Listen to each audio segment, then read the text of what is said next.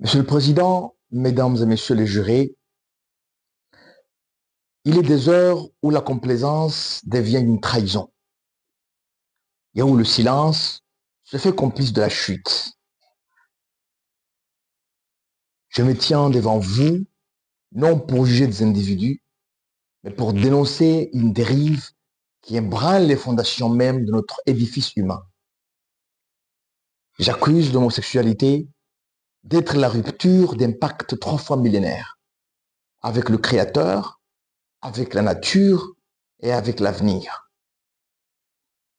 Que nous tournions nos regards vers la Bible ou vers le Coran, le verdict de la révélation est sans appel. L'homme n'est pas le propriétaire de son corps, il en est le gérant devant l'Éternel. Dès la Genèse, le dessein est gravé. Homme et femme, il les créa. L'union n'est sainte que lorsqu'elle est le reflet de cette altérité radicale. S'écarter de ce modèle, c'est transformer le sanctuaire de l'amour en un hôtel de l'ego. C'est oublier l'avertissement de Sodome, où les renversements des mœurs fut le prélude au renversement de la cité. Quant à l'islam, il nous parle de la fitra, cette disposition naturelle et primordiale que Dieu a déposée en chaque être. Le récit du peuple de Lot, si vous voulez, n'est pas une simple chronique ancienne. C'est un rappel perpétuel que l'inversion des instincts est un égarement, fahisha, qui voile le cœur et attire le courroux divin. Vouloir égaler l'union stérile à l'union féconde, c'est insulter la sagesse divine qui a ordonné le monde selon des pôles complémentaires. L'accusation invoque ici la réalité brute des corps. La nature n'est pas muette. Elle crie sa vérité à travers chaque cellule. Tout organe a une fonction. Tout acte a une finalité. Le sexe est le moteur de la vie, le laboratoire de la création. Détourner ce moteur de sa fonction procréatrice pour en faire un simple instrument de plaisir narcissique est une erreur métaphysique. La nature ne connaît pas de droit abstrait. Elle ne connaît que des lois. Et la loi première est celle de la complémentarité.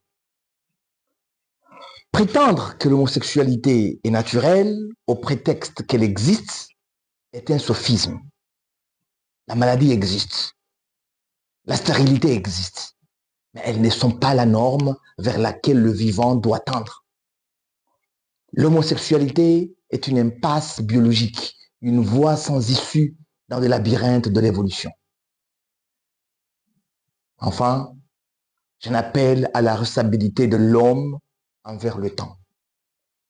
Une société qui érige la stérilité en modèle de liberté est une société qui signe son propre arrêt de mort. Imaginez une seconde, mesdames et messieurs, un monde où l'exception deviendrait la règle. Ce monde serait un désert silencieux en moins d'une génération. L'homosexualité, par essence, est incapable de se succéder à elle-même. Elle vit sur les réserves de vie accumulées par l'hétérosexualité. Elle est un parasitage démographique. Si nous cessons de sacraliser le couple procréateur, le père et la mère, pour le dissoudre dans un relativisme où toutes les orientations se valent, nous brisons la chaîne de la vie. Nous condamnons l'être humain à l'extinction sous prétexte de tolérance. Est-ce de la tolérance que de laisser une espèce se murer dans l'infécondité? Non, c'est une démission collective. Mesdames et messieurs les jurés, le choix est simple.